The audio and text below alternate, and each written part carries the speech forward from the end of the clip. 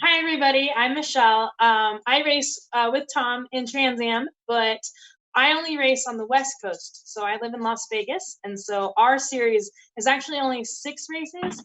But if I can do more, I will. And it doesn't mean that I can't go race in other series. Yeah, for right now, my budget's pretty small. And so I do 6 races a year. So, hey, Michelle, why don't you, it might be a good time of transition and for you to talk about your story. Okay, yeah, that sounds good. Hi, everybody. I'm excited to be here. Like I said, my name is Michelle. I live in Las Vegas, and I'm sitting in my office right now. So you might see behind me, there's some shelves of trophies. I've got a simulator over here. If you can see that, that's where I practice racing when I'm not at the racetrack. And then I've got a couple other cool little things. But anyways, yeah, so that's who I am. And I race in Trans Am with Tom. I race in a different class. I race in the TA2 class. And maybe, Tom, if you could maybe find a photo of my car to pull up, because I'm on my phone and I don't know how to do it. So if you want to do that while I keep talking, that would be awesome. But I race in the TA2 class, and I'm actually the only girl in well, definitely in the nation that races in TA2, and possibly the world. So kind of cool. So for all you girls out there that love cars, love racing, or even anything mechanical, you guys can do it. I promise you. It's a hard and long road, but don't be discouraged. And oh, I see a question. Let's see what you got. Cause like I've seen like other ads like women going to war, but I also seen like a movie. I forgot the name, but someone disguises herself as a guy to go to her war because her dad was sick. Yep. Yeah, so women can do anything men can do, and I want you guys all to know that, because I've done it, and a lot of people told me I can't do it, but it's just you have to stay strong and be smart. So another thing I wanted to tell you guys is, I know you guys know what STEM is, right? So racing is STEM. Racing has science, technology, engineering, and math, and without STEM, we wouldn't have racing. Everybody on race team have a job. So Tom and I, we are race car drivers, and our job is to tell the crew what the car is doing. So if the car isn't driving correctly, or maybe it's pushing, meaning the car's not really turning very good, those are things that we communicate to the crew.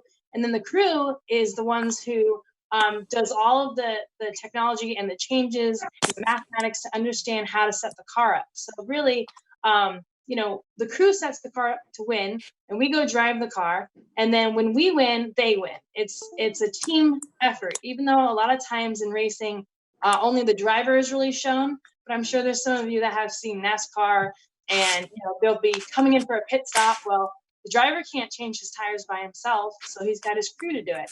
And so there's a lot that goes into racing, and yeah, science and technology are what provide the advantage for cars to go faster, for them to be safer. There's things like computers inside the car that can help it make it easier to drive, especially in the rain, like Tom said. There's technology that helps the tires so they don't spin too much. So yeah, there's a lot that goes into it. Racing is definitely hard, but it's a lot of fun, and it teaches you a lot too. I've been racing since I think I was 16 when I first started driving cars. My brother was a race car driver when he was really little, probably your guys' age. So I was surrounded kind of by racing, but I didn't actually get to do it until I was a little bit older. But yeah, so that's some of my favorite parts about racing is how much hard work you put in is like the payout. The harder you work, the better the result will be. It's kind of like in school. Like if you study for a test and you prepare for it and you're ready for it, you're probably going to do pretty good on your test. Whereas if you don't study and you forgot to do your homework and you weren't paying attention and you go take a test, you're probably not going to do so good. Racing is the same way. Basically, you get out of it what you put into it, is something I've always said. And I put a lot into my racing, and I've been very fortunate to have help, because I couldn't never do this by myself. And like Tom said, I've got sponsors. And if you guys don't know what sponsors are, usually it's either a person or a company that helps you achieve your goals. And so I'm somebody that needs help from other people to get to racing, because it takes a lot more than just showing up. You need a lot of stuff. And Michele, another part, yeah. I picture your car that shows exactly what you're talking about here. So I'm gonna hit the share screen button. Perfect.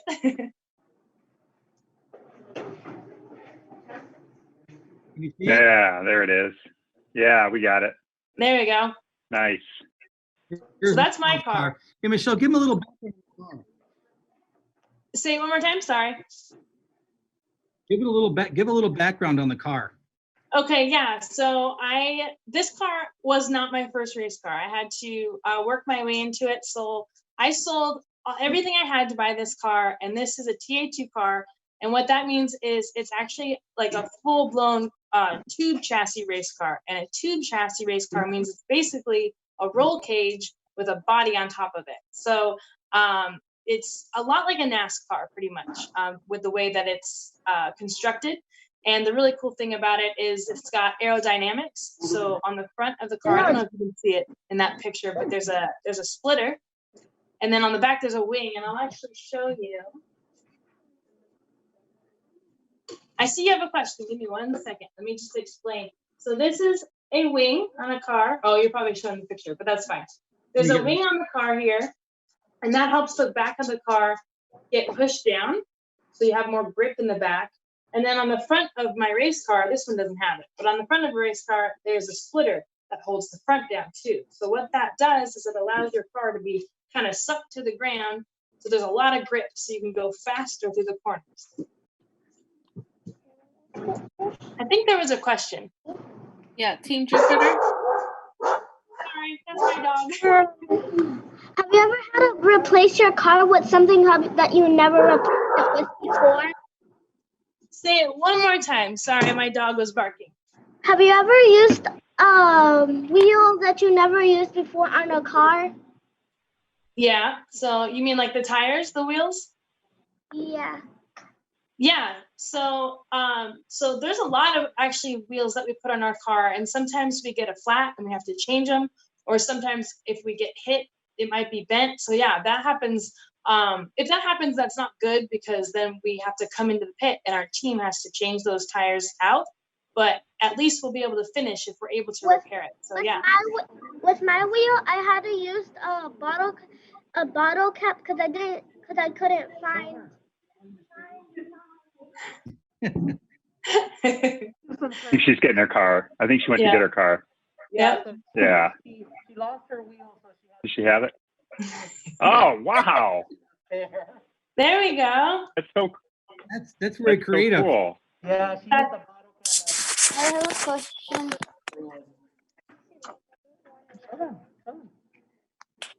Awesome. It's really awesome. Yeah, Way to that's a go. really good job. That's really smart. That's using your brain and making up for something that you needed. So great job. I think someone else had a question. Me. Go ahead.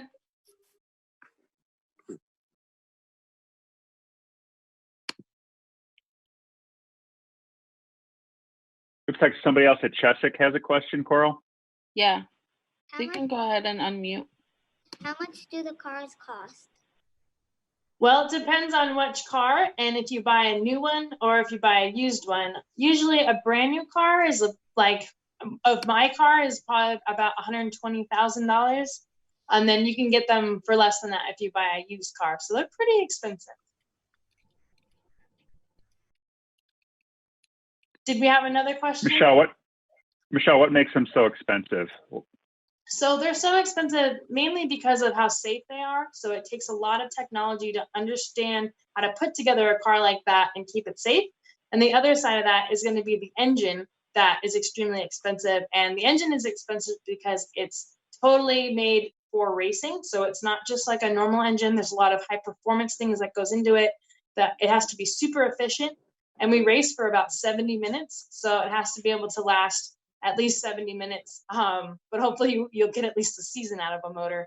But those are the main reasons they cost so much. And then also just because there's a lot to maintain on them. So that's probably another good reason.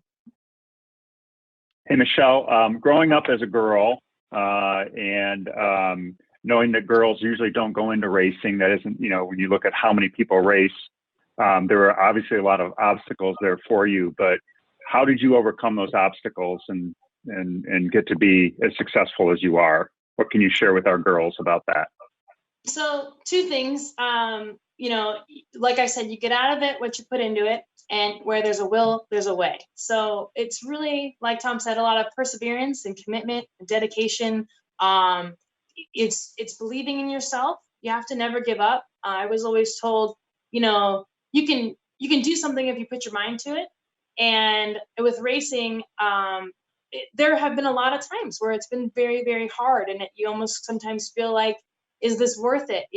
Is this something I really want to do? And it always has been. So you just need to follow your heart, and believe in yourself is a really big one too, because if you don't believe in yourself, no one else is going to believe in you. So it doesn't matter if it's racing, if it's rollerblading, if it's playing piano, anything. If there's something you really want to do and you it's just what you believe, makes you happy. You just have to follow your dreams and believe in yourself, because you can't listen to everybody else. And for the people that tell you that you shouldn't do something you like, or that, maybe you're not good enough, make that into motivation to show them that they're wrong and that you can do it. I think those are the 2 main things that I always did. And then another one is to surround yourself with the people that support you. So if you've got a best friend, or, your aunt or uncle or a niece or nephew, or anybody that helps you feel better about yourself, cling to them and lean on them for when those times get hard and you need help. Just remember that you can do it, and you just got to keep believing in yourself. I have a question. Yeah. Hi. So today in our club, we are going to do just test trials against each other. They finished the process of creating their cars. So I'm curious, what do you tell yourself when you lose? Because I know a lot of our kids get down on themselves when they place second. So what's your best advice for losing, and good ways you cope with loss? Yeah, so it's a really good point. And in racing, it's funny because there's really only like one winner. It's not like, there could be 50 cars and only one of those people get to win. So whenever I go to race, my goal, of course, beyond winning, is to learn something. And if you don't learn anything, that's losing. If you can't learn something from a race, then it's not really worth anything. But if you can go into a race and maybe you learned, we put too much tire pressure in, or, I messed up by spinning out, or, I try to focus on the things I can take away and learn. That way, the next time I go race, I'm that much better. Yeah, thank you. You're welcome. Yeah, it's hard work, and you have to stay positive. And that's one of the best ways to do it, is maybe focus on one thing, and then, winning might be the ultimate thing. Yeah, I would agree with Michelle that it's about it's about learning. And like I said before, every lap that we turn, it's never the same thing.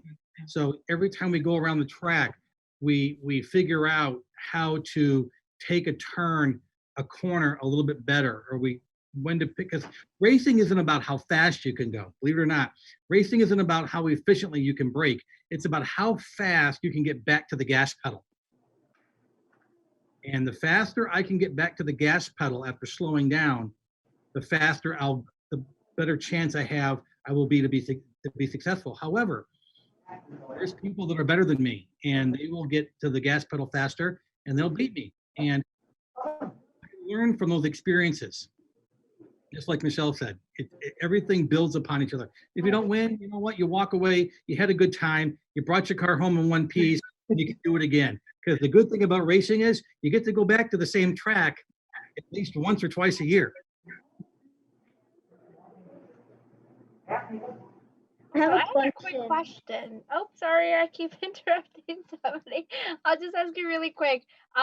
Just because this career is, it has a lot of risks sometimes, and it is sometimes a little different than the typical, 9 to 5. How did your family support you when you wanted to start this career? Tom, you want to go first? Sure. I approached it kind of, and I hate to say this is going to sound bad, but I was a little selfish. I got my car. I wanted to go do this. And it was like playing golf. It first started like I was playing golf on the weekends, right? You go out with a bunch of guys and you go to the racetrack and you tool and suddenly you go around the racetrack and you come home and a couple hours later. When I started this, my kids, my oldest was probably 11 or 12. My youngest was probably 6 or 7. It was hard. I mean, as I started doing it more and more and more pressure. But now the kids, my family, they come and they watch. They understand what it means to me. They understand that this is something that I want to do. I mean, I'm passionate about it. It's become beyond a hobby. It's ingrained of who I am. It's part of me. It's part of the family. My youngest son, who's 18, he comes to a lot of the races. He's a big car nut. So it's all works in harmony now too. The trick is you gotta talk with your significant other to make sure that they're okay with it, because unfortunately like Michelle, my wife is not a car person. She's a horse person. She likes horses.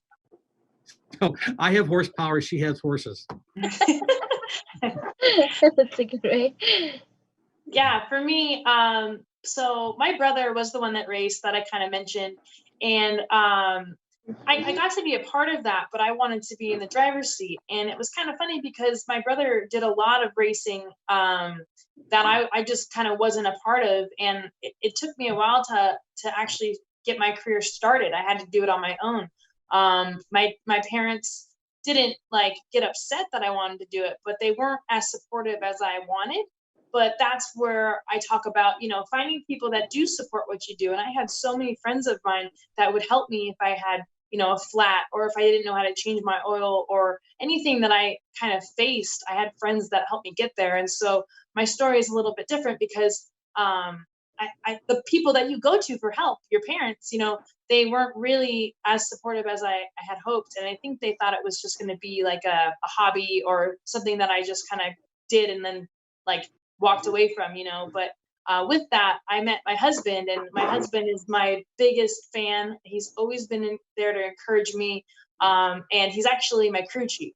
So we've created this team together, and it's pretty freaking cool. We call ourselves Team Unstoppable because anything we want to go do, we find a way. Awesome. So it sounds like, Michele, just to add something to that, there's a real importance to asking questions, right?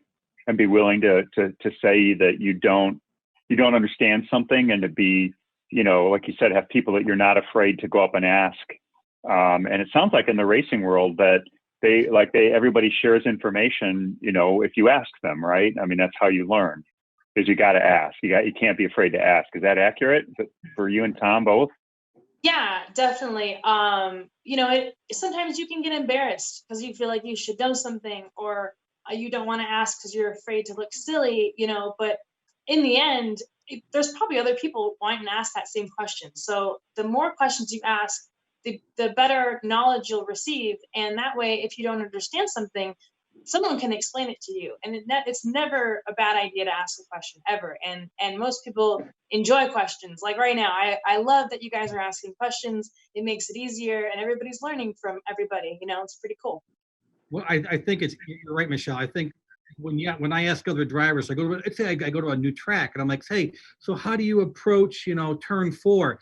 Trust me, everybody will give you their opinion on how to do it.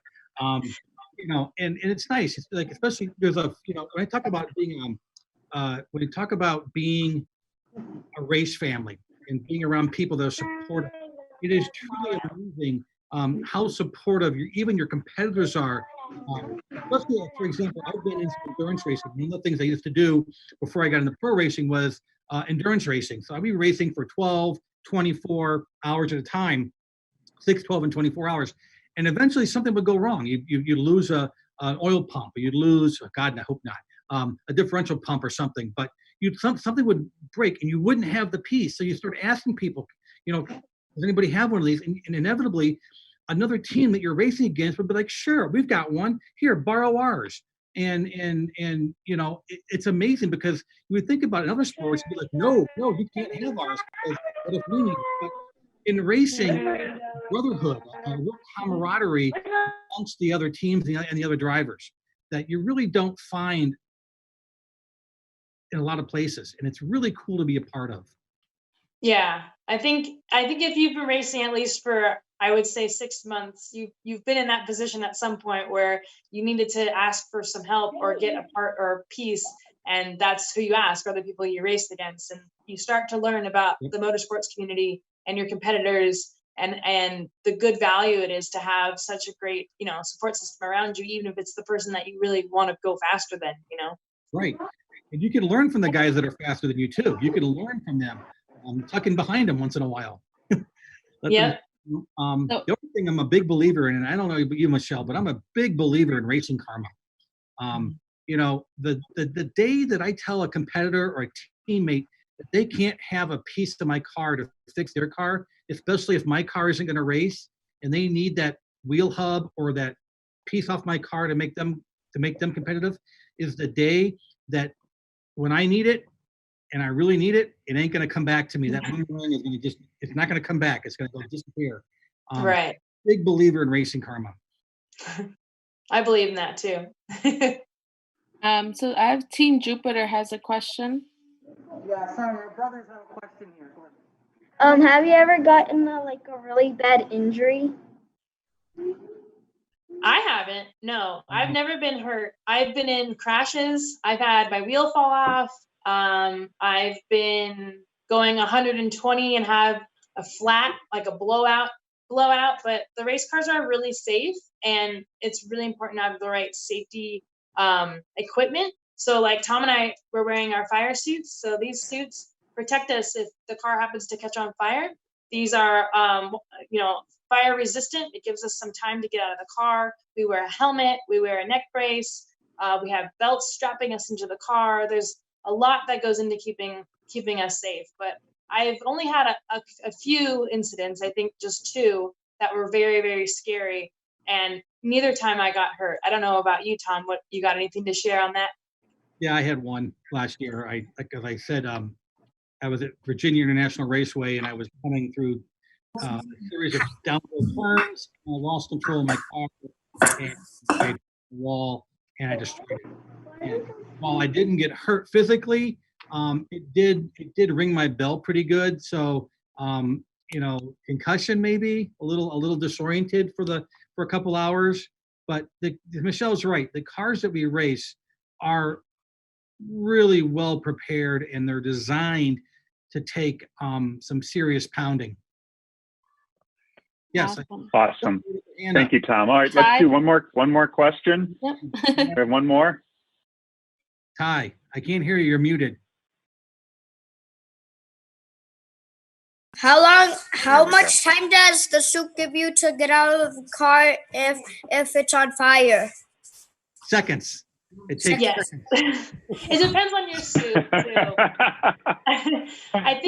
I think my suit's either 10 or 12 seconds. So, and we get tested on that. We have to be able to get out of the car within, I think it's 10 seconds by the rules. And they actually started a new part of that rule that we have to do it blindfolded now, because if there's smoke in the car, we have to be able to undo our belts. We have to put the window net down and get out of the car without being able to see. So the suit definitely will save you, but you're still in a mega hurry to get out.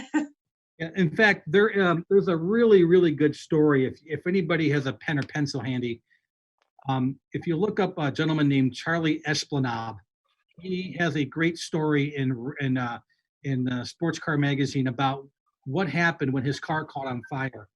And I was actually driving at the race. It was a 2010 25 hours of Thunderhill. His fuel line ruptured inside of his car, and his car caught on fire. And he talks about what happened. In fact, so our suits are not fireproof. They just give us a few seconds of extra time to get out of the car. We wear special underwear that I'm not going to show you. But underwear under these suits, it's called Nomex. These suits are made out of a fireproof called Nomex. We have a balaclava we wear gloves. You know, it's all there for our protection, and it's you know, it gives us precious seconds to get out of the car if something goes bad. And the gloves, someone asked me. Awesome. The gloves themselves are like $150 to get good one. You know, to get top of the line gloves. Our shoes are Nomex shoes, leather and Nomex. It's crazy how expensive this stuff is. I actually have a glove right here, so I can show you guys. So this is an example of a glove that is fire resistant. It keeps my hand safe. It's specially crafted so that it's not too tight. And then there's also Velcro, so that when you put this on your arm, or your hand, I guess I should say, I'll show you. It will Velcro right here to keep that nice and tight. And then your suit, of course, goes up inside the glove. So it's almost like a nice seal. So if flames were to come out of the car, it doesn't get to your skin as easily. So that's kind of an example of a glove. Awesome. Thank you, Michelle.